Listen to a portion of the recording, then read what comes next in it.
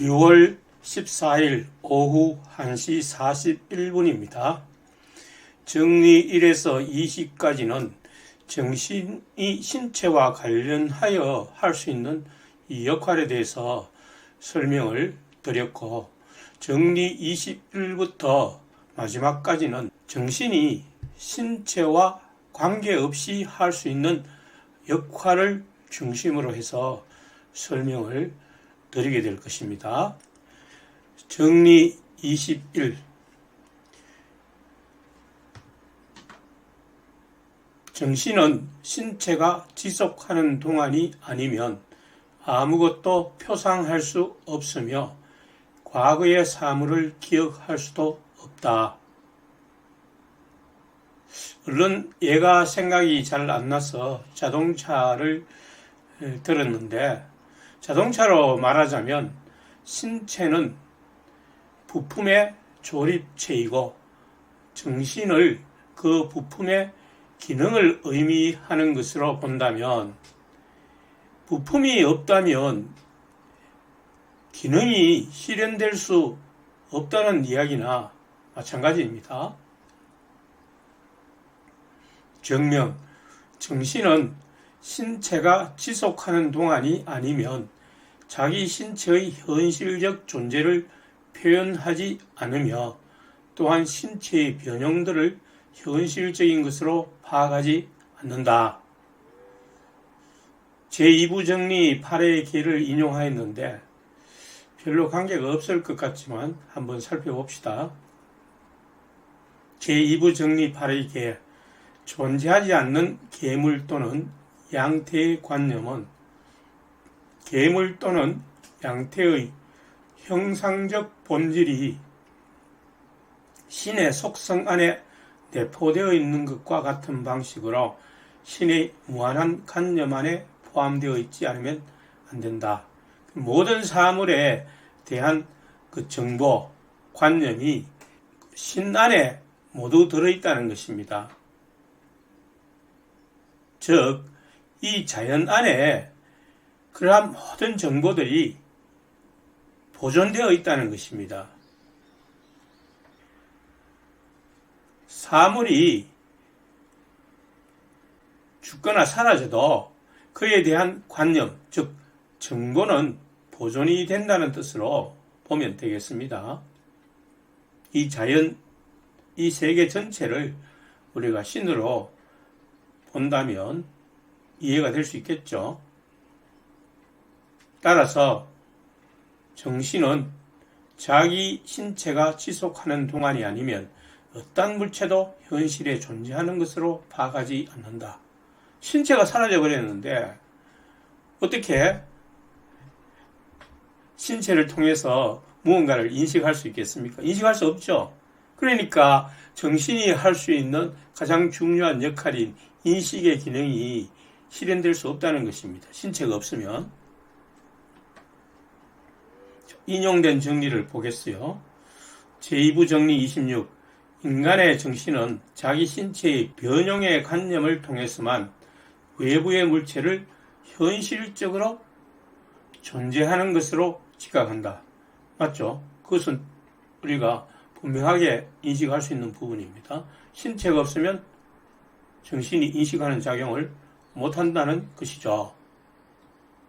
즉, 정신은 신체의 오감을 통해서만 외부 사물을 파악한다는 의미가 되겠습니다. 그러므로 정신은 신체가 지속하는 동안이 아니면 아무것도 표상할 수 없으며 과거의 사물을 기억할 수도 없다. 제2부 정리 17의 주석에 있는 그 표상의 정의는 이미 제가 여러 번 설명드린 대로 심상, 즉 이미지이고 표상은 이미지네이션이죠. 동사화된 명사죠. 그러니까 이미지를 떠올리는 것, 즉 이미지화되는 것이 표상입니다. 심상은 이미지고요. 제2부 정리 18회 주석에 있는 기억의 정의는 기억은 간단하게 우리가 어떻게 정의할 수 있는가 하면, 기억이란 현재 일어나는 어떤 상황이 과거의 사건을 떠올리게 하는 것, 즉 과거의 사건과 연결되는 것을 기억이라고 하는 거죠. 정리 22. 그럼에도 불구하고 신 안에는 이 또는 저 인간 신체의 본질을 영혼의 상 아래에 표현하는 관념이 필연적으로 존재한다. 정리 21은 이제 정리 20까지 신체에 대해서 정신이 할 수 있는 역할에 대해서 설명하였고, 정리 21로 요약해서 설명하였고, 정리 22에서는 신체 없이 정신이 할 수 있는 역할에 대해서 설명하려는 것입니다. 그래서 인간 신체의 본질을, 사물의 본질, 폭넓게 말하면 사물의 본질이죠. 사물의 본질을 영혼의 상 아래에 표현하는 관념이 필연적으로 존재한다. 신체와 관련하여 다룬 정신의 역할은 영원한 것이 아니죠. 시간의 지속에 의해서 변화하는 신체의 감각들을 인식하는 것입니다. 맞죠? 그러니까 그것은 영원한 것이 아닙니다. 그러나 그 본질 자체는 신에게로부터 온 것이기 때문에 영원하다고 말할 수 있죠. 그래서 영혼의 상 아래에, 상이라고 번역을 했는데, 영어 번역에서는 이 스페시즈라고 해가 종류를 말하는 것입니다. 즉 영원한 종류의 것들의 관점에서 표현한다, 뭐 그런 의미가 있어요. 그 영혼의 상 아래에 라는 표현이 나오면 그런 식으로 이해를 하면 되겠구나 라고 생각하시면 됩니다. 본질은 이 세계 안에 영원히 보존된다. 본질이라는 것이 무엇입니까? 보통 철학자에 따라서 이 사물을 형상과 이데아, 또는 현상과 물 자체, 또는 스피노자처럼 양태와 본질, 이렇게 서로 구분을 하고 있죠. 그래서 스피노자가 말하는 본질이란 결국 신의 속성을 이야기한다고 보면 거의 정확할 것 같습니다. 그래서 신의 속성은 이 세계 안에 영원히 보존된다는 것입니다. 사물의 본질은 영혼의 상 아래에 표현하는 관념이 필연적으로 존재한다는 것은 시간에 관계없이 보존된다는 것이죠. 신체가 나타내는 감각을 인식하는 것은 시간의 지속에 따른 변화를 인식하는 것이기 때문에 영원한 것이 아니죠. 신체가 사라지면 그 인식하는 능력도 사라져 버리니까. 따라서 본질을 인식한다는 것은 시간에 관계없이 신의 속성을 이해하는 것이기 때문에 시간에 관계가 없다는 것입니다. 즉 신체와는 아무런 관계가 없다는 것입니다. 그러니까 스피노자는 신체나 사물은 사라지더라도 그것의 본질은 신의 속성이 관련되기 때문에 영원히 보존된다고 말하고 있는 것입니다. 그런데 현대 물리학에서는 모든 사물의 정보는 영원히 보존된다는 정보 보존의 법칙을 물리학의 기본 법칙으로 인정하고 있습니다. 그러니까 이 물리학의 기본 법칙을 지금 우리가 알아보는 이 스피노자의 설명과 연관해서 생각하면 현실적인 이해에 상당히 도움이 될 수 있다고 봅니다. 스피노자는 사물을 양태와 본질로 설명하는데 이는 플라톤이 사물을 형상과 이데아로 분류하는 것과 비슷합니다. 칸트는 이를 물 자체와 현상으로 구분하고 있죠. 그래서 Das Dingen sich 라고 해서 물 자체를 스피노자의 본질과 같은 것으로 본다는 것입니다. 그 본질은 알 수 없다. 현상만 우리가 파악할 수 있다. 그렇게 칸트는 주장을 했죠. 그래서 우리가 파악하는 것은 현상일 뿐 물 자체는 파악할 수 없다고 합니다. 칸트 시대에서 거의 100년 전 사람인 스피노자는 사물의 본질을 신의 속성으로 보고 있습니다. 따라서 인간에게 주어진 이성, 즉 정신의 작용은 신체와 관계없이 이루어진다고 하는 것입니다. 정명, 신은 이 또는 저 인간의 존재 원인일 뿐만 아니라 그것의 본질의 원인이기도 하다. 제1부 정리 25는 신은 사물의 존재의 작용 원인일 뿐만 아니라 사물의 본질의 작용 원인이기도 하다.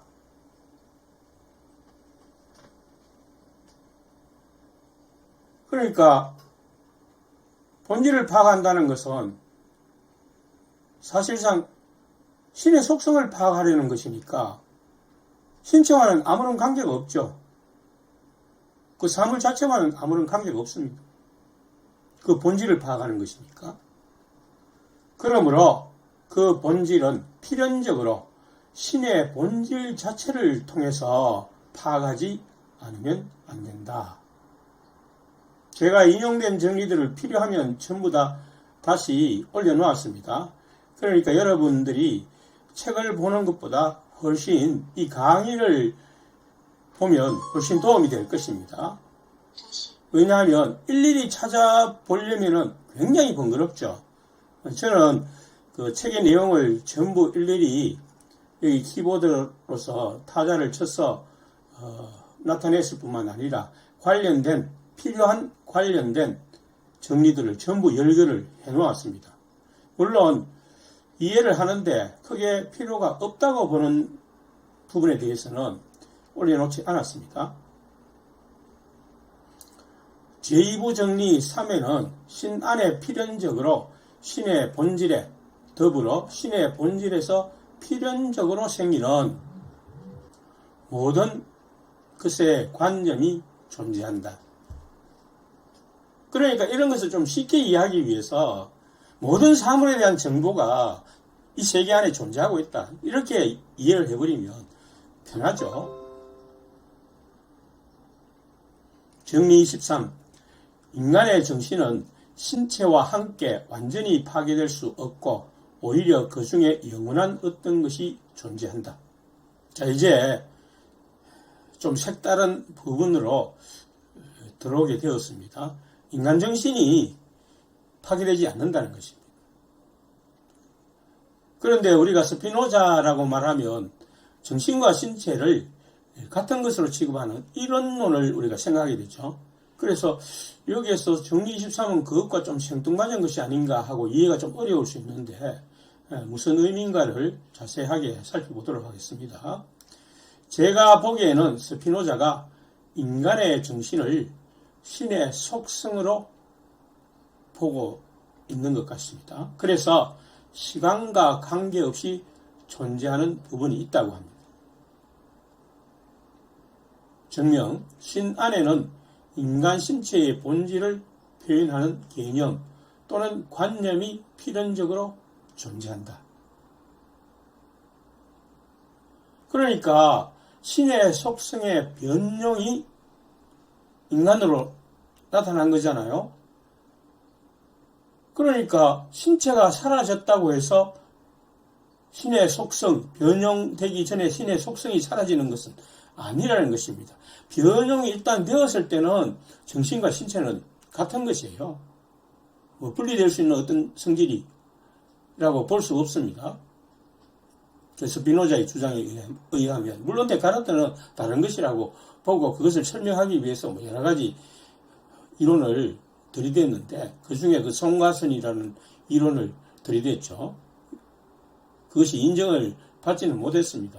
그래서 스피노자의 이 정신과 신체의 이론론이 오히려 더 사람들에게 그리고 과학자들에게도 어필하고 있습니다.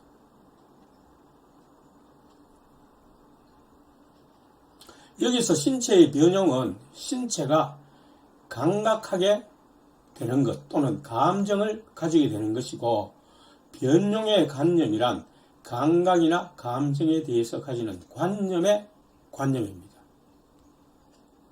이 두 개를 조금 우리가 구분할 필요가 있죠. 신체의 변형과 이 변형의 관념은.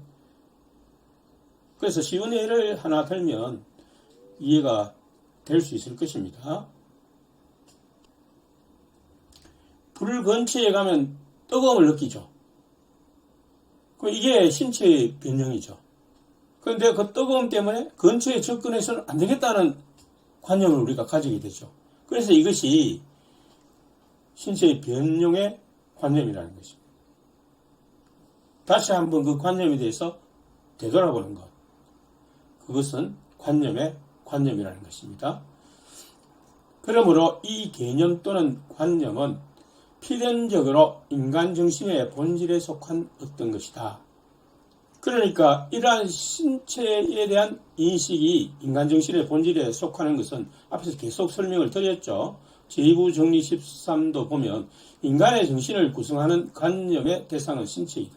즉 현실적으로 존재하는 어떤 일정한 연장의 양태이다. 그리고는 다른 아무것도 아니다. 정신은 오직 신체만을 대상으로 하여 인식하는 것으로 구성될 뿐이라는 것입니다. 그리고는 이제 그 다른 역할이라고 말하자면 그것의 본질이 무엇인가, 이렇게 관념을 생각하게 된다는 것입니다. 그러나 우리는 인간의 정신에 대하여 그것이 지속에 의하여 설명되고 시간에 의해 한정될 수 있는 신체의 현실적 존재를 표현하는 한에 있어서가 아니면 지속을 부여하지 않는다. 그러니까 우리가 신체의 감각들은 시간의 지속에 의해서만 반드시 이루어지는 것이죠. 그러니까 정신의 역할이 그러한 시간의 흐름에 따른 신체의 변화를 인식한다는 것입니다. 그러나 그럼에도 불구하고 했으니까 이제 다른 것을 설명하려는 것입니다. 시간의 흐름에 따른 변화를 통해서만 우리가 현실적인 존재를 인식하게 되는데, 그럼에도 불구하고 어떤 것은 신의 본질 자체를 통해서 어떤 영원한 필연성에 의하여 파악되는 것이기 때문에 정신의 본질에 속하는 이 어떤 것은 필연적으로 영원할 것이다. 즉 우리가 파악하는, 신체를 통해서 파악하는 그러한 정보 중에는 신의 본질을 설명하는 것들이 있다는 것입니다. 나타내는 것들이 있다는 것입니다. 그래서 이것은 정신의 역할 중에서 본질을 파악하는 것에 속하는 것이기 때문에 신이 영원하듯이 이러한 부분들은 필연적으로 영원할 것이다 라는 논리적인 결론에 도달하는 것입니다. 내용이 어려워서 최대한 설명을 드렸는데 이해가 되실는지 모르겠습니다. 정리 21을 인용한 것은 앞에서 설명한 내용을 그대로 반복하는 거죠.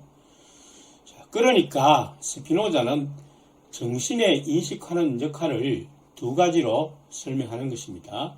하나는 시간에 따르는 양태의 변화를 인식하는 것이며, 이것은 시간의 지속으로 인식되는 것이고, 둘은 시간의 지속으로 파악되지 않는 사물의 본질을 인식하려는 것입니다. 이것은 시간의 지속과 관계없는 것이므로 영혼의 상 아래서, 즉 신 안에 남게 된다는 것입니다. 즉 영원하다는 것입니다. 다시 요약하면 우리의 정신이 인식한 어떤 것들은 영원히 보존된다는 것입니다. 여기서 다시 제가 성서의 말씀으로 추가하겠습니다. 성서에서는 지혜와 명철을 구하는 것이 은금을 구하는 것보다 낫다고 합니다. 잠언 16장 16절에 나와 있습니다. 우리는 이 의미를 분명히 알지 못하면 지혜와 명철을 돈과 비교했을 때 오히려 돈의 마력에 빠져들게 됩니다. 스피노자가 여태껏 주장해온 것의 중요한 부분이 뭡니까? 정확한 인식이 우리를 능동적이 되게 한다는 거죠. 그러니까 이것을 분명히 알지 못하면, 정확하게 인식하지 못하면 수동적인 감정인 돈의 마력에 빠져들게 된다는 것입니다. 그래서 해악을 불러일으키게 된다는 것입니다. 돈은 그 기능이 아무리 뛰어나다 하더라도 우리의 죽음과 더불어 사라진다. 왜냐하면 돈은 영혼에 보관할 수 있는 것이 아니기 때문이다. 영혼이라는 의의가 종교적이라면 스피노자가 말하는 정신으로 생각하면 되겠습니다. 물론 상속법에 따라 후손들에게 물려줄 수 있는 이점은 있지만 자기 자신과 직접적인 관련은 사라지게 되겠죠. 그러나 지혜와 명철, 즉 언더스탠딩이니까 지성, 이해력이라고 할 수 있습니다. 단순한 지엽적인 지식을 말하는 것이 아니고 어떤 사물을, 원리를 파악하는 이해력을 말하고 있는 것입니다. 지혜와 이해력은 영혼에 담을 수 있기 때문이다. 즉 우리의 정신에 영원한 것으로 보관될 수 있다는 것입니다. 그것들은 인간 영혼을 구성하는 요소이기 때문이다. 우리 정신 중에서 영원히 남을 수 있는 어떤 것이 되기 때문이다. 그러면 이런 질문이 생길 것이다. 돈을 많이 벌어본 사람은 돈을 버는 지혜가 있을 것 아니냐? 맞는 말이죠. 그의 영혼에는 돈을 버는 지혜로 가득 찰 것이다. 생활에 필요한 재화나 용력을 얻기 위해 돈을 버는 지혜는 누구나 필요하다. 그러나 돈을 위해 돈을 버는 지혜는 분명히 나쁜 수단이 동원되기 때문에 그것의 지혜는 악한 것이다. 따라서 그의 영혼에는 악한 지혜로 차게 될 것이기 때문이다. 이것은 영혼의 불멸을 가정한 것입니다. 즉 인간 정신의 부분들이 영원히 보존된다는 의미를 담고 있습니다. 물론 영혼, 여기서 정신을 말하죠. 정신은 신체에 대해서만 현실적 지속을 가지므로 그 부분에 대해서는, 즉 영혼 불멸 이런 사상에 대해서는 종교적인 것이므로 여기서는 생략한다. 다만 인간 정신에 들어있는 어떤 것이 영원성을 가진다는 것만을 이야기하고자 한 것입니다. 주석을 보시죠. 우리가 말했듯이 신체의 본질을 영혼의 상 아래에 표현하는 관념은 일정한 사유의 양태인데, 즉 사유의 양태라는 것은 생각하는 그 관점이라는 것이죠. 생각하는 방식이라는 것입니다. 이것은 정신의 본질에 속하는 것이다. 그러니까 신체가 가지는 현실적인 인식뿐만이 아니라 그 신체의 본질을 어떤 영원한 관점에서 사람들은 표현하려고 시도를 한다는 것입니다. 그래서 그러한 것은 일종의 우리가 생각하는 방식에 따라서 여러 가지로 표현될 수 있는 거죠. 그래서 이것이 바로 정신의 역할에 속하는 그 본질이라는 것입니다. 사물을 시간의 흐름에 의해서만 인식하는 것만이 아니라 이렇게 본질 자체를 이해하려는 것, 그것을 어떤 영원한 관점에서 생각하려는 것, 이것이 정신의 본질이라는 것입니다. 그래서 필연적으로 영원한 것이다. 그렇기는 하지만 우리가 신체 이전에 존재했다는 것을 기억하기는 불가능하다. 왜냐하면 신체 안에는 그것에 대한 어떠한 흔적도 있을 수 없고 영원성은 시간에 의해 정의될 수 없으며 시간과는 어떠한 관련도 없기 때문이다. 그러니까 우리는 영원성을 논하게 되면 항상 시간이 계속되는 것으로만 자꾸 생각을 하려는 경향이 있습니다. 맞죠? 그래서 사실상 스피노자가 말하는 영원성은 시간에 의한 지속, 그 차원을 넘어간다는 것입니다. 시간과 관계없이 고정불변성, 통일성을 유지하는 것을 의미한다는 것입니다. 동일성을 뜻하는 것입니다. 시간의 지속은 변화를 의미하는 것입니다. 시간에 따라서 많은 사물은 아무리 적어도 최소한의 변화는 존재합니다. 그러나 영원성이라는 것은 이 시간과 관계없이 고정불변된 것, 동일한 것을 유지한다는 것입니다. 가령 피타고라스 정리 같은 이종 인식이 시간에 따라서 변합니까? 아니죠. 시간과 관계없이 항상 동일한 정리인 것입니다. 그래서 신체 이전에 존재했다는 것을 기억하기는 불가능함에도 불구하고 우리는 우리가 영원하다는 것을 느끼고 경험한다. 우리의 경험 중에는 분명히 우리가 영원성에 대한 경험이 존재하고 있다는 것입니다. 즉 우리가 항상 동일성을 경험하고 있다는 것입니다. 왜냐하면 정신은 지성에 의해 파악한 것들을 기억 속에 가지고 있는 것들과 똑같이 느끼기 때문이다. 이 부분 어렵죠? 이게 무슨 말인가? 그래서 무슨 말인가 하면 재현의 기능을 가지고 있다는 것입니다. 우리의 정신이, 즉 이전에 인식한 것과 지금 인식한 것이 동일함을 유지한다는 것입니다.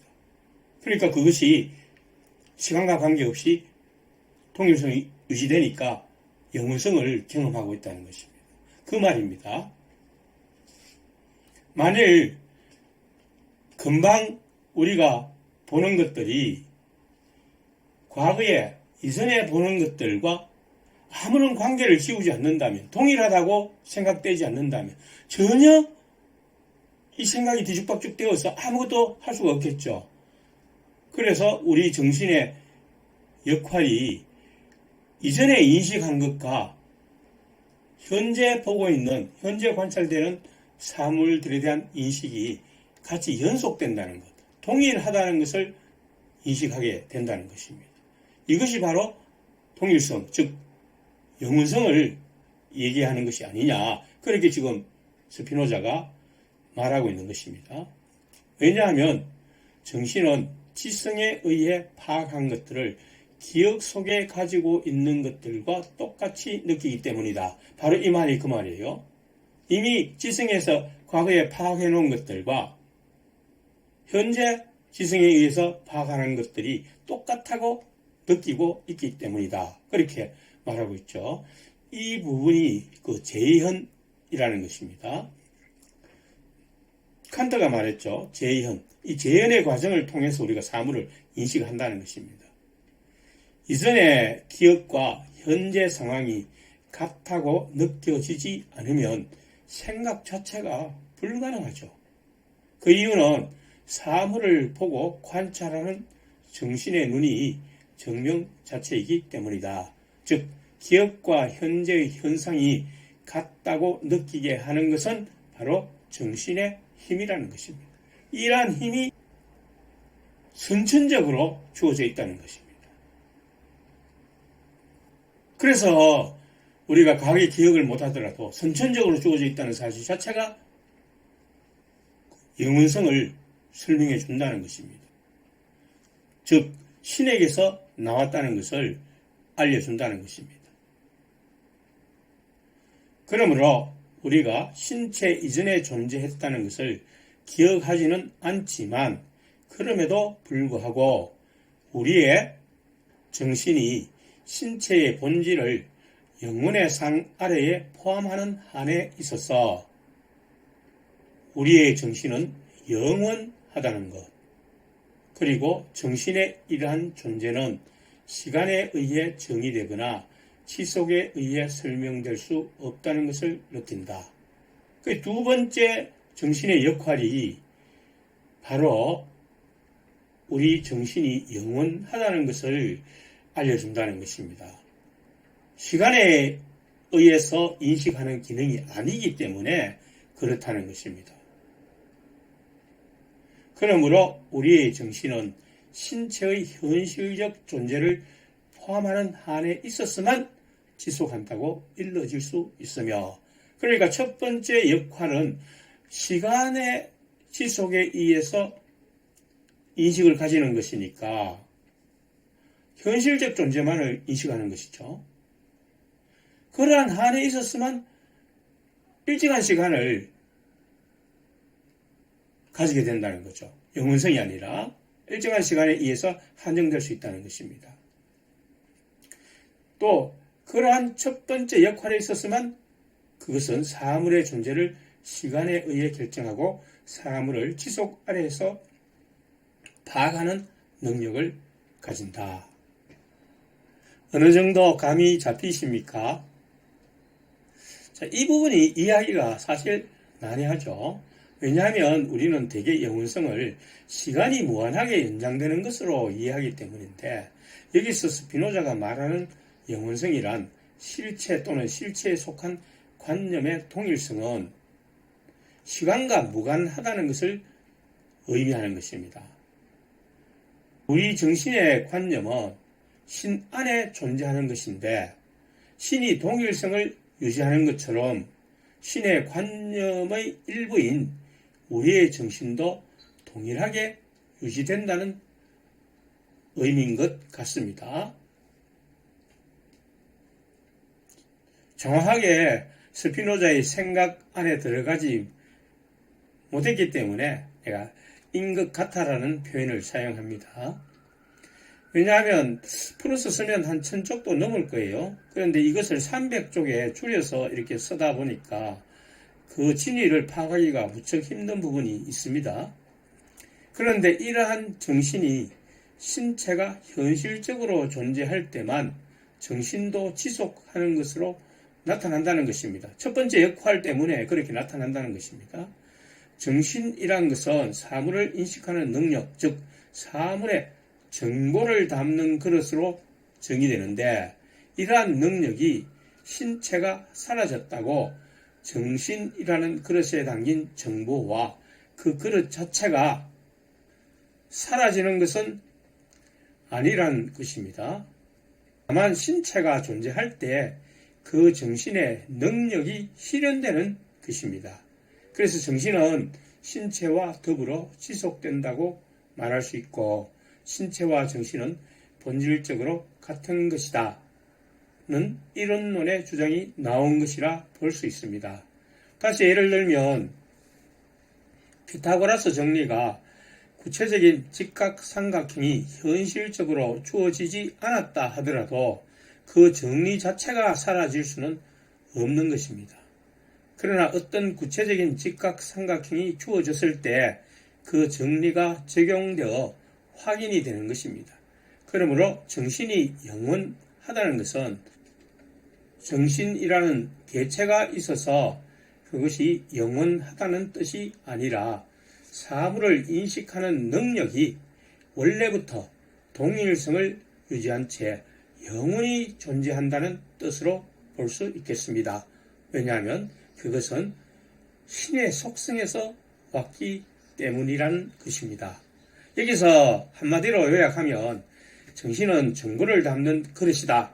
우리가 이렇게 쉽게 현실적인 언어로 표현할 수 있겠습니다. 그러므로 정보를 인식하는 것은 오직 신체를 통해서만 가능하지만 이미 담겨진 정보는 정신이라는 그릇에 의해서 영원히 보존되는 것입니다. 제가 풀어서 나름대로 설명하였는데 이견이 있을 수 있겠습니다. 인정합니다. 정리 24. 우리는 괴물들을 보다 많이 인식하면 할수록 신을 더 많이 인식한다. 증명, 이것은 제1부 정리 25에 의해 명백하다.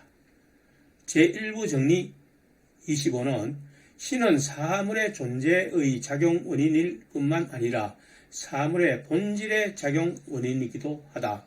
그 본질 자체가 신에게 속한 것이라는 뜻이죠. 신을 인식한다는 것은 사물들에 나타난 신의 속성을 인식하는 것입니다. 자연물을 관찰할 때 신의 속성이라는 관점에서 사물들을 정확하게 인식할수록 신을 더 많이 인식하는 것입니다. 정리 25. 정신의 최고의 노력 및 최고의 덕은 제3종의 인식을 써서 사물을 인식하는 것이다. 드디어 관련된 어떤 인간의 현실적인 부분에 대해서 논하고 있습니다. 다시 정리 24의 해설에서 제가 말한 것처럼 신의 속성의 관점에서 사물을 인식하려는 노력이 가장 정확한 노력이며 신에 대한 인식으로서 사물을 인식하는 것입니다. 왜냐하면 단순히 현상만을 분석해서 사물을 파악하는 노력은 그것 자체가 선이 될 수도 있고 악이 될 수도 있는 여지가 있지만 신의 인식으로서 그것을 파악한다면 가장 타당한 인식이므로 오로지 선으로만 작용하며 최고의 덕이 될 수 있기 때문입니다. 증명, 제3종의 인식은 신의 약간의 속성에 대한 타당한 관념에서 사물의 본질에 대한 타당한 인식으로 진전한다. 여기 수식어 약간이라는 것은 없는 것만 못한데 그냥 신의 속성이라고 하면 우리가 이해가 쉽겠죠. 근데 약간의 속성이라고 하니까 이 번역상에 이런 문제가 발생하는데 이 번역 안 하는 게 낫겠죠. 신의 속성에 대한 타당한 관념에서 이렇게 이해를 하시면 되겠습니다.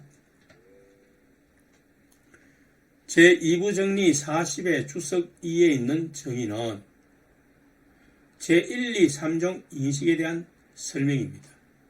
인용되어 있는 것이 그렇습니다. 그래서 다시 한번 우리가 1종 인식, 2종 인식, 3종 인식을 하나의 예를 통해서 확실하게 알아보도록 하겠습니다. 1대2는 3대 갈호에서 갈호가 유기된다는 사실을 두고 상인의 예를 든 것은 상인은 어떤 사물의 이치를 따지는 사람이 아니고 경험에 의해서 또는 막연히 듣고 검증되지 않은 채 기억에 의해서 계산한다는 것을 말하려는 것입니다. 이런 경험은 항상 오류가 포함될 가능성이 있기 때문에 이것을 일종 인식으로 분류를 하는 것입니다. 그러나 유클리드 증명에서 이것을 알았기 때문에 즉 이성에 의해서 확실하게 증명되었기 때문에 그러한 방식으로 계산한다면 그는 이종 인식, 즉 이성에 의한 인식이라는 것입니다. 그러나 제3종 인식은 내향의 곱은 외향의 국가 같아 이렇게 해서 유클리드 증명에서 알았기 때문에 이렇게 해서 계산을 해보고 비로소 2 곱하기 3은 1 곱하기 6이 된다. 이렇게 해서 6이 들어간다. 이렇게 시간이 걸려서 아는 것을 의미하지 않고 그것은 이종인식이죠. 유클리드 증명을 통해서 인식을 한 상태에서 많이 반복을 하다 보면 답이 직관적으로 나온다는 것입니다. 1대2는 3대6이지. 이렇게 직관적으로 나온다는 것입니다. 그래서 이것을 직관지라고 바로 나오니까 직관적으로 나오니까 직관지라고 스피노자는 명하고 있죠. 신은 모든 경우에 이해를 필요로 하는 것이 아니기 때문에 신의 인식은 모두 직관지인 것입니다. 바로 답변이 나오는 것이지 가만히 있어봐 잠깐 기다려 이렇게 할 테니까 그래 맞아 이렇게 될 거야 이렇게 신이 답변하는 것이 아니죠. 따라서 인간이 삼종인식으로 사물을 파악하려고 하는 것은 신의 속성이 그 사물 안에 존재한다는 관점에서 사물을 파악하는 것입니다. 예를 들면 나비의 모양이나 무늬의 대칭성을 보고 신이 사물을 발생시킬 때 그러한 대칭성을 사용했다는 것을 직관적으로 파악하는 것입니다. 이 사물 저 사물을 관찰해서 결과를 보고 모든 사물이 대칭성이 있구나 이렇게 인식하는 것은 이종인식이죠. 이런 식으로 사물을 직관적으로 정확하게 인식하는 사람이 신을 더 많이 인식한다는 것입니다. 그리고 우리가 이러한 방식으로 사물을 보다 많이 인식하면 할수록 우리는 신을 더 많이 인식한다. 그러므로 정신의 최고의 덕, 즉 정신의 능력 또는 본성 또는 정신의 최고의 노력은 제3종의 인식을 써서 사물을 인식하는 것이다. 그러니까 우리가 사물들이나 동물들이나 어떤 식물들에서 이러한 방식으로 사물을 많이 인식할수록 신을 더 잘 인식하게 된다는 것입니다. 밤하늘의 별을 관찰하면서 그 질서, 운행의 법칙 이런 것들을 신의 관점에서 이해를 한다면 더 신을 알게 되고 더 신을 사랑하게 된다는 그런 뜻이죠. 정리 26으로 넘어갑니다.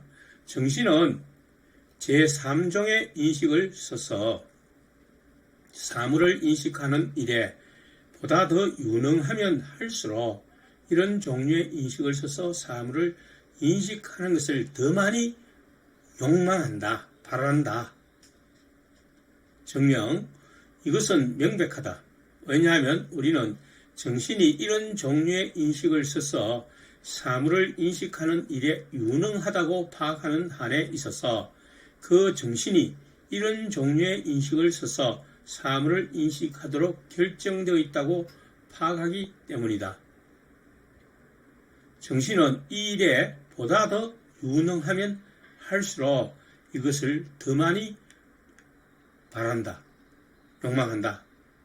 무슨 말인가 이해가 어렵지는 않은데 해설을 달아보았습니다. 사물을 직관적으로 파악하는 일이 잘 되면 이런 식으로 파악하는 것이 더욱 유익하기 때문이다. 예를 들어 바둑을 두는 사람이 30수 앞을 내다보는데 한참 머리를 써서 생각하기보다는 많은 연습에 의해서 직관적으로 한 수 한 수마다 30수 앞을 내다보게 된다면 모든 수들의 이런 식으로 직관적으로 수를 보기 원하게 될 것이죠. 자, 왜냐하면 그것이 바둑의 최고수가 되는 길이기 때문입니다. 앞을 많이 내다봐야 30수 내다본다면 나는 31수를 내다본다면 그 사람이 수를 읽는 능력이 더 낫기 때문에 바둑에서 승리하게 되는 것입니다. 또 다른 예를 들면 우리가 말을 할 수 있는 것도 직관적 인식에 의한 것이라고 볼 수 있습니다. 어떤 상황에서 어떤 말을 해야 할지를 문법과 말의 순서를 고려함 없이 바로 말이 튀어나오는 것입니다. 우리가 한국말을 하는데 이런 경우에 단어를 뭐를 사용해서 연결을 어느 것을 앞에 놓고 뒤에 놔야 되지 이렇게 생각을 해가 그 다음 말을 합니까? 아니죠. 우리 말이 즉흥적으로 나오죠.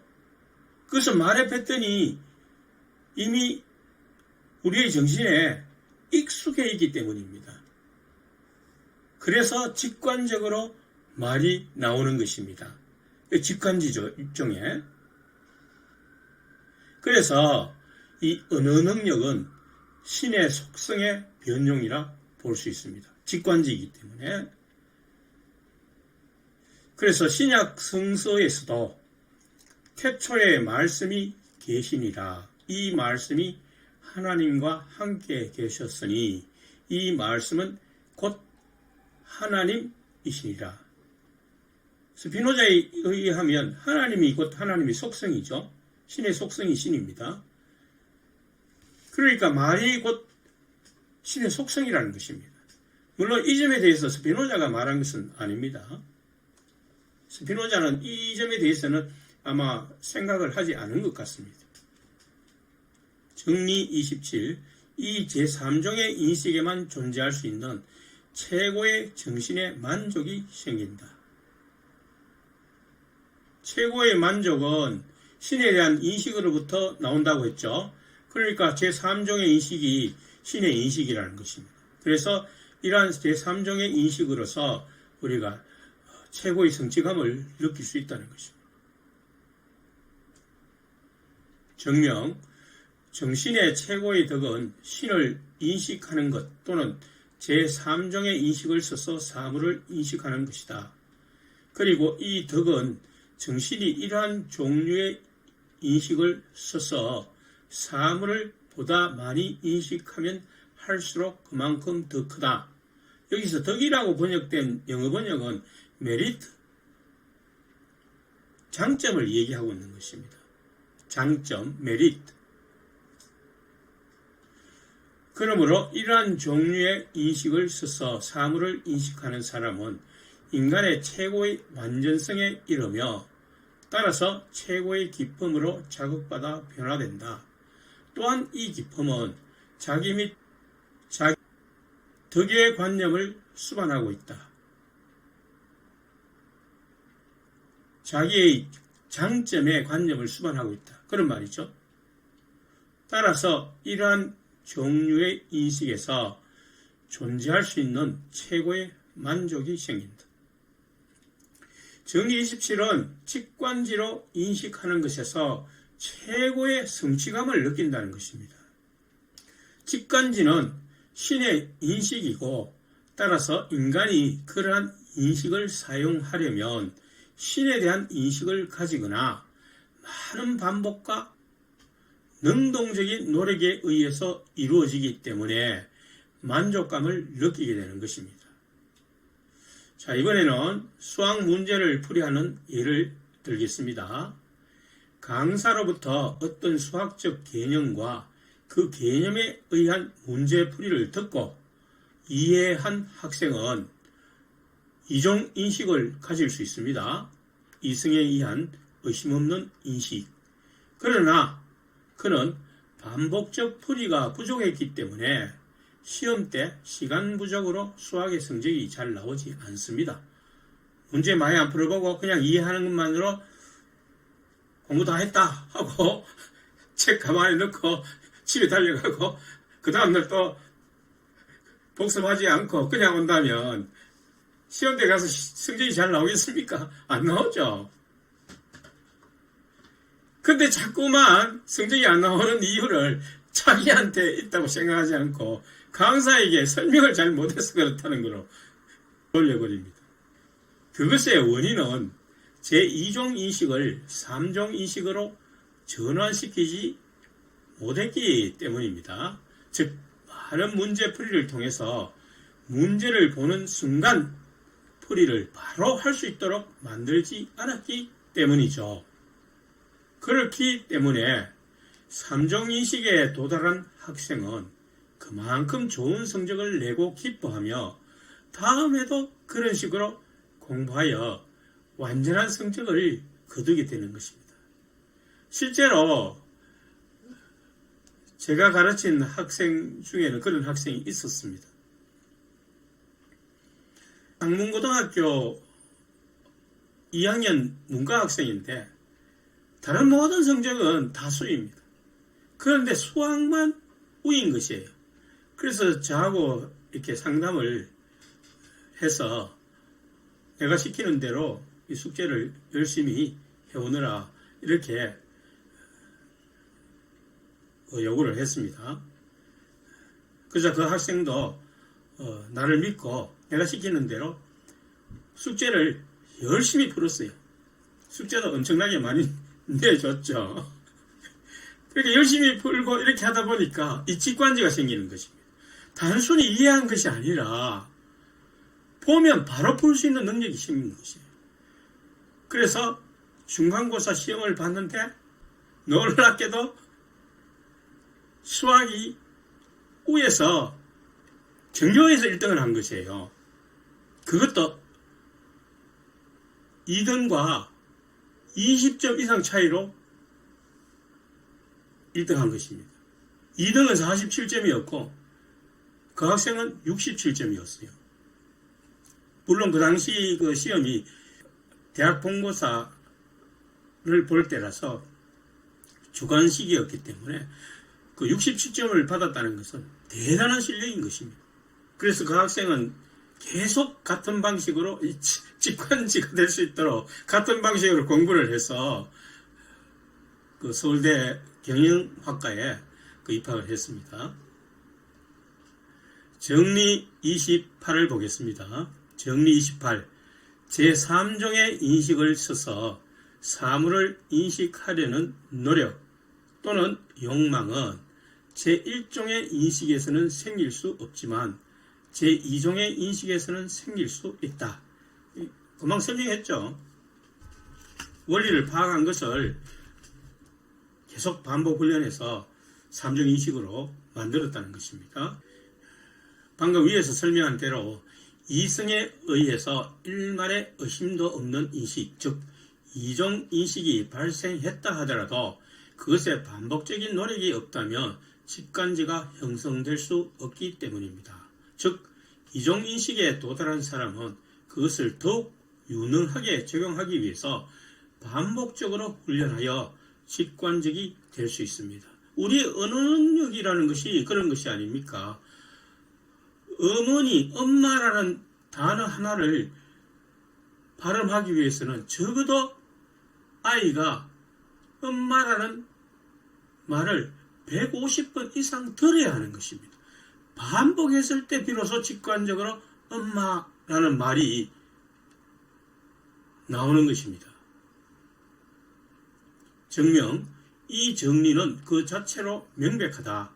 왜냐하면 명석반명하게 인식하는 모든 것을 우리는 그 자체에 의하여 또는 그 자체로 파악되는 다른 것을 통해서 인식하기 때문이다. 즉 우리들 안에서 명석반명한 관념들 또는 제3종의 인식에 속하는 관념들에는 나올 수 없고 타당한 관념들에서 즉 제2종 및 제3종의 인식에서만 나올 수 있다. 따라서 제3종의 인식을 써서 사물을 인식하려는 욕망은 제1종의 인식에서는 생길 수 없지만 제2종의 인식에서는 생길 수 있다. 일단은 원리를 의심의 여지 없이 파악해야 되겠죠. 그래서 그런 파악된 상태에서 3종의 인식이 발생할 수 있다는 것입니다. 정리 29. 정신은 영혼의 상 아래에 인식하는 모든 것을 신체의 현재의 현실적 존재를 파악함으로써가 아니라 신체의 본질을 영혼의 상 아래에 파악함으로써 인식한다. 그러니까 정신의 역할 중에서 첫 번째 것으로 본질을 파악하는 것이 아니라 두 번째의 방법으로서 본질을 파악하게 된다는 것입니다. 정신이 사물을 영혼의 관점에서 파악한다는 것은 현상이나 양태를 파악하는 것이 아니라 본질을 파악하는 것이라는 것입니다. 현상이나 양태를 파악하는 것은 정신이 신체의 변형을 인식하는 것이죠. 그러나 그 신체의 변형에 대한 관념을 통해서 신체의 본질을 파악하는 것은 영원한 관점에서 파악하는 것이고 신의 속성의 관점으로서 파악하는 것이라는 것입니다. 그래서 달리 말하면 영혼의 상 아래에서 파악하는 것이다. 그런 말이 되는 거죠. 정명, 정신은 자기의 신체의 현재적 존재를 파악하는 한에 있어서 시간에 의하여 결정될 수 있는 지속을 파악하며 또한 그러한 한에 있었으면 사물을 시간과 관련지어 파악하는 능력을 갖는다. 그러나 영원성은 지속에 의하여 설명될 수 없다. 정신이 사물, 여기서는 신체에 대해서 말하고 있는데 사물을 파악할 때에 시간에 따른 변화를 파악하지만 본질의 파악은 시간에 따른 변화를 파악하는 것이 아니고 신의 속성의 관점에서 파악하는 것이다. 시간과는 무관하게 파악한다는 거죠. 그러므로 그러한 한에 있어서 시간의 변화에 따른 사물의 현상을 파악하는 한에 있어서 정신은 사물을 영혼의 상 아래에서 파악하는 능력을 갖지 않는다. 정신의 첫 번째 역할은 본질을 파악하는 능력은 아니라는 것입니다. 그러나 사물을 영혼의 상 아래에서 파악하려는 것이 이성의 본성이기 때문에, 즉 정신의 이것이 두 번째 역할이라는 것입니다. 자, 이성의 본성이라는 것을 이부정리 44의 개2에서 이미 다루었다는 것을 여기서 인용하였습니다. 이성의 본성은 사물을 이치로 파악하려는 것이죠. 이성이라는 단어가 동사로 쓰일 때는 이유로 파악한다, 이런 동사의 의미를 가지고 있죠. 즉 추리한다, 어떤 근거를 통해서 추리한다, 논의한다, 뭐 그런 의미를 가지고 있죠. reason이라는 것이 이성으로도 번역되고 이유로도 번역되죠. 근본적으로는 같은 의미에서 파생한 것입니다. 이것은 원인과 본질을 파악하려는 것입니다. 따라서 영혼의 관점에서 사물을 파악하려는 것이 이성의 본성이라 말할 수 있습니다. 또한 신체의 본질을 영혼의 상 아래 파악하는 것도 역시 정신의 본성에 속하기 때문에, 그리고 이들 두 가지 외에는 다른 어떤 것도 정신의 본질에 속하지 않기 때문에 사물을 영혼의 상 아래에서 파악하는 이 능력은 정신이 신체의 본질을 영혼의 상 아래에서 파악하는 한에 있었으만 정신에 속한다. 그러므로 이성의 역할은 인식하는 것인데 현실적으로 시간에 따르는 변화와 시간에 관계없이 영혼의 상 아래에서 본질을 파악하는 두 가지 역할을 설명하고 있습니다. 주석을 보시죠. 우리가 사물들을 현실적으로 파악하는 데는 두 가지 방식이 있다. 즉 우리가 그것들을 일정한 시간과 장소에 관련지어 존재한다고 파악하는 한에 있어서이거나 아니면 우리가 그것들을 신 안에 포함되어 있으며 신적 본성의 필연성에서 발생한다고 파악하는 한에 있어서이다. 그런데 이 두 번째 방식으로 참된 것 또는 실제적인 것으로 파악되는 사물들을 우리는 영혼의 상 아래에서 파악하며, 또한 그것들의 관념들은 신의 영원하고 무한한 본질을 포함한다. 이것을 우리는 제2부 정리 45와 그것의 주석에서 밝혔다.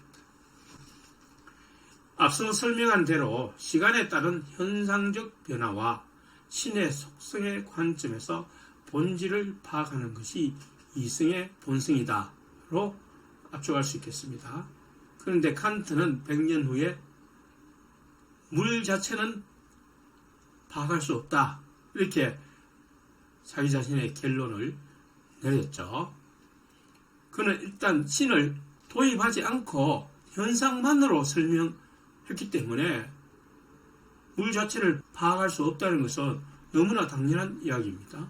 그러나 스피노자는 모든 사물의 근원을 신으로부터 출발해서 설명하기 때문에 사물의 본질 자체를 신의 본성의 입장에서 파악하려는 것이 우리가 이성이 가진 본질이라는 것으로 설명하고 있습니다.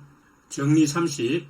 우리의 정신은 그 자신과 신체를 영혼의 상 아래에 인식하는 한 필연적으로 신에 대한 인식을 가지며, 또한 자신이 신 안에 있으며 신에 의해서 파악된다는 것을 안다. 정령, 영원성은 신의 본질이 필연적으로는 존재를 포함하는 한에 있어서 신의 본질 자체이다. 신의 속성이죠, 영원성이. 그러므로 사물을 영혼의 상 아래에서 파악하는 것은 사물이 신의 본질을 통하여 실제적 존재들로 파악하는 한에 있어서, 즉 사물이 신의 본질을 통하여 존재를 포함하는 한에 있어서 사물을 파악하는 것이다. 즉 사물을 신의 속성의 변용이라는 점에서 파악한다는 그런 뜻입니다.